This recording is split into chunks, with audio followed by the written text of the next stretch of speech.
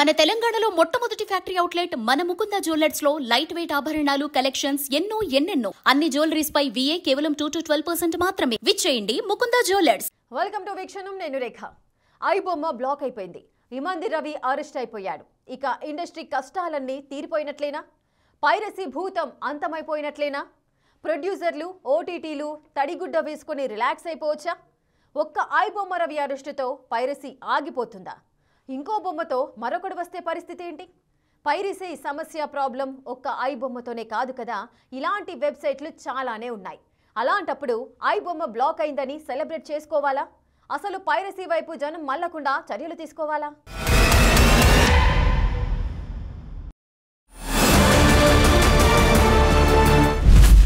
IBomma Ravi అరెస్టుతో piracy ఆగిపోతుందా? పైరసీకి ఇంకో బొమ్మ రాదనే guarantee ఉందా? ఒక్క తెలుగు ఫిల్మ్ ఇండస్ట్రీనే కాదు, భారతీయ సినీ పరిశ్రమ మొత్తం ఎదుర్కొంటోన్న అతి పెద్ద సవాళ్లలో పైరసీ ఒకటి. ఐబొమ్మ వెబ్సైట్ నిర్వాహకుడు ఇమంది రవి అరెస్ట్ పైరసీకి చెక్ పెట్టే ప్రయత్నాల్లో కీలక పరిణామమే అయినప్పటికీ ఇదొక్కటే ఈ పైరసీ ప్రాబ్లంకి శాశ్వత పరిష్కారం కాగలదా అనే ప్రశ్న తలెత్తుతోంది. దాని మీదే చర్చ జరుగుతోంది. ఐబొమ్మ వెబ్సైట్ లో రూపాయి ఖర్చు లేకుండా ఓటీటీల్లో వచ్చే తెలుగు సినిమాలన్నింటినీ చూసే చేశాడు రవి. దాంతో సినీ పరిశ్రమకు దాదాపు 22,000 కోట్ల నష్టం వాటిల్లిందని పోలీసులు చెప్తున్నారు. అందువల్ల ఐబొమ్మ రవి అరెస్ట్ అనేది టాలీవుడ్ వరకు బిగ్ రిలీఫ్ గానే కనిపిస్తోంది. దీనివల్ల కొత్త సినిమాల అక్రమ స్ట్రీమింగ్, డౌన్లోడ్లు ఆగిపోతాయి. అయితే సినిమా పైరసీ ఒక్కరి అరెస్టుతోనూ 1-2 వెబ్సైట్లు బ్లాక్ చేయటం వల్ల తీరిపోయే సమస్య కాదు. ఐబొమ్మ బ్లాక్ అవటం, రవి అరెస్ట్ అవటం అనేది తాత్కాలిక ఉపశమనమే. పైరసీ భూతాన్ని అంతం చేయాలంటే ఇంకా లోతైన నిర్మాణాత్మకమైన చర్యలు అవసరమనే వాదన గట్టిగా వినిపిస్తోంది. పైరసీ అనేది ఓ బిజినెస్ మోడల్. ఇదొక వ్యక్తికి వెబ్సైట్ కు సంబంధించింది కాదు, ఇదొక నెట్వర్క్. ఒక్క వెబ్సైట్ బ్లాక్ అయితే అతి తక్కువ సమయంలోనే మరో పేరుతో మరో మిర్రర్ సైట్ పుట్టుకొస్తుంది.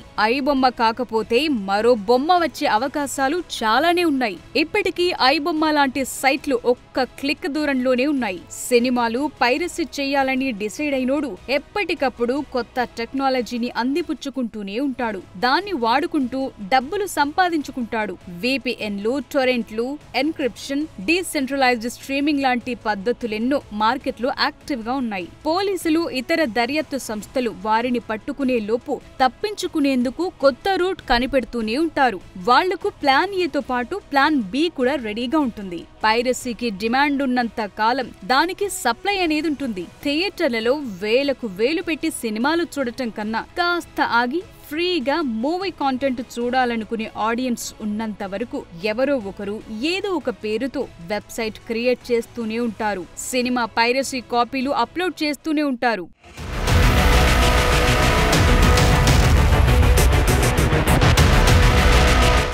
ఒక్క ఐబొమ్మని బ్లాక్ చేసినంత మాత్రాన పైరసీ ఆగదు. ఇమంది రవి అరెస్టుతోనే పైరసీ నెట్వర్క్ చైన్ తెగిపోదు.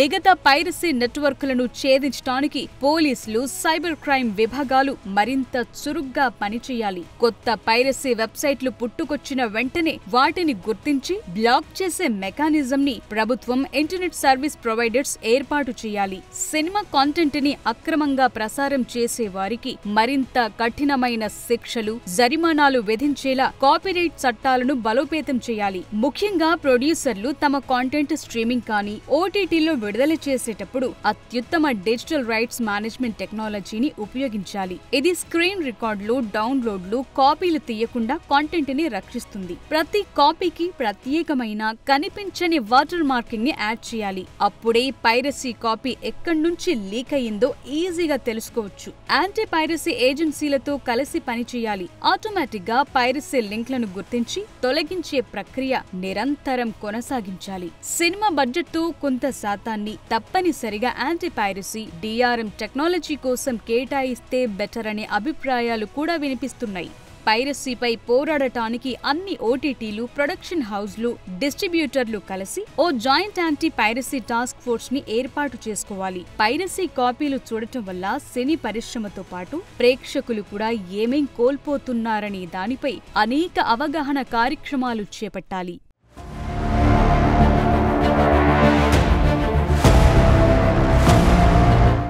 ఏమంది Ravi arrest, iBomma website block అవ్వటం అనేది పైరసీపై జరుగుతున్న పోరాటంలో తొలి విజయం మాత్రమే. అంతకు మించి పైరసీ అంతమయ్యే అవకాశమే లేదనేది నిపుణుల వాదన.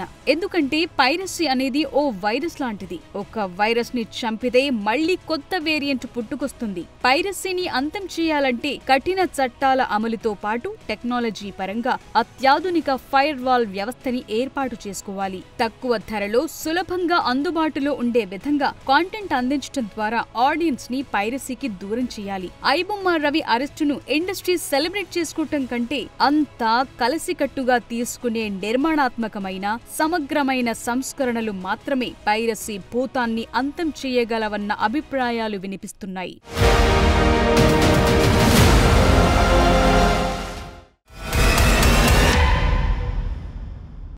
ఐబొమ్మని బ్లాక్ చేశాక, దాని ఫౌండర్ రవిని అరెస్ట్ చేశాక ఫుల్ హ్యాపీగా ఫీల్ అయింది కేవలం 2 వర్గాలే.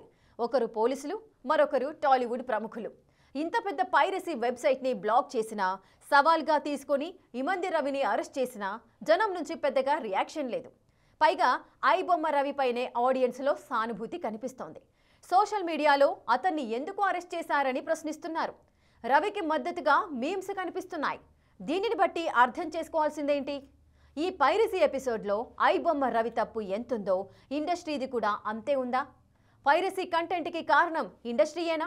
నిర్మాతలు మారితేనే అంతా మారుతుందా?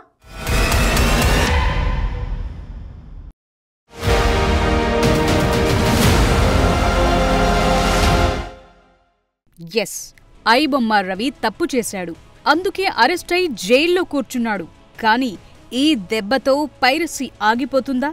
జనం పైరసీ కాంటెంట్ చూడటం మానేస్తారా అనే ప్రశ్నలు ఎంత గట్టిగా వినిపిస్తున్నాయో అంతే బిగ్గరగా అసలు దీనంతటికీ కారణమెవరు అనే చర్చ కూడా మొదలైంది. ఐబొమ్మ వెబ్సైట్ నిర్వాహకుడు ఇమంది రవి అరెస్ట్ అయితే జనం నుంచి పెద్దగా రియాక్షన్ లేకపోగా అతని మీదే సానుభూతి చూపిస్తోన్న పరిస్థితులు కనిపిస్తున్నాయి.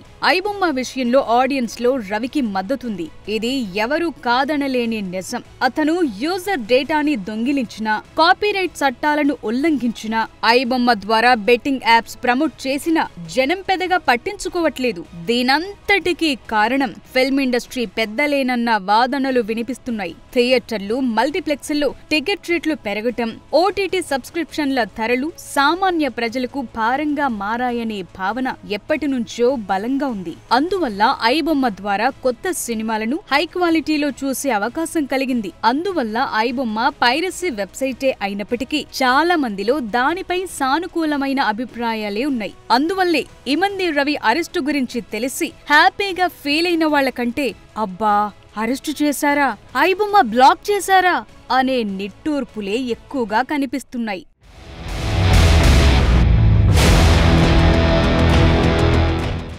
ఒకప్పుడు థియేటర్లో మిస్ అయిన సినిమా చూడాలంటే వారాలు, నెలలు ఆగాల్సి వచ్చేది. ఏ పండక్కో టీవీలో వస్తే తప్ప చూసేందుకు వీలుండేది కాదు. కానీ ఓటీటీల పుణ్యమా అని సినిమా రిలీజ్ అయిన నెల రోజులకే చూసే అవకాశం దొరికింది. కాకపోతే ఓటీటీలకు డబ్బులు చెల్లించాలి. కానీ ఐబొమ్మ లాంటి వెబ్సైట్లు ఈ 2 సమస్యలను పరిష్కరించాయి. సబ్స్క్రిప్షన్ అవసరం లేదు, డబ్బులు చెల్లించాల్సిన పని లేదు, ఫ్రీగా నచ్చిన సినిమా చూసేయొచ్చు. విదేశాల్లో ఉండే తెలుగు ప్రేక్షకులకు కూడా ఇదొక ఎంటర్టైన్మెంట్ సోర్స్ గా మారింది. వీటన్నింటికీ మించి కొత్త సినిమాలు రిలీజ్ అయితే ప్రొడ్యూసర్లు ప్రభుత్వం అనుమతితో టికెట్ రేట్లు పెంచేయటం, మల్టీప్లెక్స్ లో స్నాక్స్ రేట్లు టికెట్ రేట్లని మించి ఉండటం లాంటివన్నీ ప్రేక్షకులకు భారంగా మారాయి. ఓటీటీలు కూడా సబ్స్క్రిప్షన్ రేట్లు పెంచేశాయి. ఈ మధ్య యాడ్స్ కూడా వేస్తున్నాయి. యాడ్ ఫ్రీ కావాలంటే ఎక్కువ రేట్ చెల్లించాల్సిన పరిస్థితులు నెలకొన్నాయి. దాంతో ఐబొమ్మ లాంటి పైరసీ సైట్లకు ఆదరణ పెరిగింది. అంతేకాదు కొన్ని సినిమాలకు పెట్టే ఖర్చు, టికెట్ ధరలు, కాంటెంట్ క్వాలిటీ సరిగా లేదనే విమర్శలు కూడా ఇండస్ట్రీపై ఎప్పటినుంచో ఉన్నాయి. ఎక్కువ డబ్బులు పెట్టి సినిమా చూసినా నిరాశే మిగులుతోందనే భావన ప్రేక్షకుల్లో ఉంది. అందుకే పైరసీ సైట్లని ఆల్టర్నేట్ గా చూస్తున్నారు.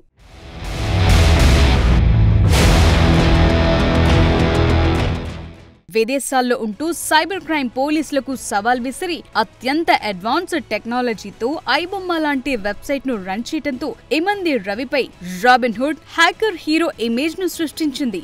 అందువల్ల చట్టరీత్యా రవి నేరం చేసిన, కాపీరైట్ చట్టాలను ఉల్లంఘించిన, సినీ పరిశ్రమకు వేల కోట్ల రూపాయల నష్టం వాటిల్లేలా చేసిన, బెట్టింగ్ యాప్స్ ప్రమోట్ చేసిన జనంలో సానుభూతే కనిపిస్తోంది. కానీ దీనంతటికీ ఇండస్ట్రీనే కారణమనే వాదన కూడా వినిపిస్తోంది. మీడియం బడ్జెట్ సినిమాలకు కూడా టికెట్ రేట్లు పెంచేస్తుండటంతో థియేటర్లకొచ్చే ఆడియన్స్ బాగా తగ్గిపోతున్నారు. క్వాలిటీ లేని కాంటెంట్ కు ఎక్కువ ధర చెల్లించాల్సి వచ్చినప్పుడు పైరసీ వైపు మొగ్గు చూపుతున్నారు. ఇక థియేటర్లో రిలీజ్ అయ్యాక ఓటీటీలోకొచ్చేదాకా ఆగలేని ఆడియన్స్ అంతా మూవీ రూల్స్ లాంటి పైరసీ సైట్లని ఎంచుకుంటున్నారు. వీడియో, ఆడియో క్వాలిటీ ఏమాత్రం బాగోలేకపోయినా వెంటనే చూసేస్తున్నారు.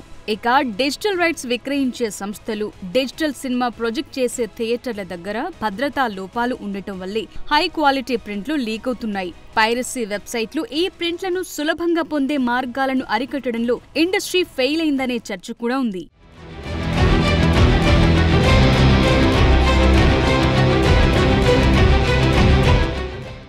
నిర్మాతలు ఇండస్ట్రీ వైఖరి మారితేనే పైరసీ సమస్యతో మార్పులు వచ్చే అవకాశం ఉందంటున్నారు. ముందుగా ప్రేక్షకులకు అందుబాటు ధరల్లో టికెట్ రేట్లు ఉండేలా చూసుకోవాలి. సినిమా క్వాలిటీని, బడ్జెట్ ని బట్టి చిన్న సినిమాలకు ఓ రేట్, పెద్ద సినిమాలకు ఓ రేట్ ఉండేలా వ్యవస్థను రూపొందించాలి. ప్రేక్షకులు పైరసీ వైపు మళ్లకుండా మళ్లీ థియేటర్లకొచ్చి సినిమా చూసేలా చర్యలు తీసుకోవాలి. సినిమా రిలీజ్ అయిన కొద్ది రోజులకే అందుబాటు ధరల్లో ఓటీటీ ప్లాట్ఫాముల్లో కాంటెంట్ ను అందుబాటులో ఉంచాలి.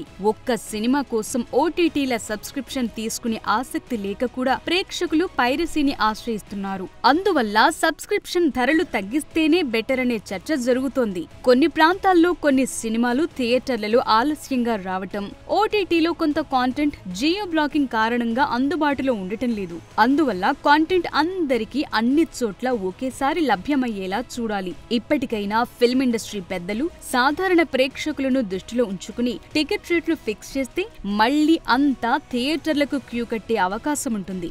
లేకపోతే మార్కెట్లో కొత్తగా వచ్చే ప్రతి పైరసీ సైట్ ని ఆదరిస్తారు. తమ వినోదం కోసం ఏ వెబ్సైట్ నైనా ఓపెన్ చేస్తారు.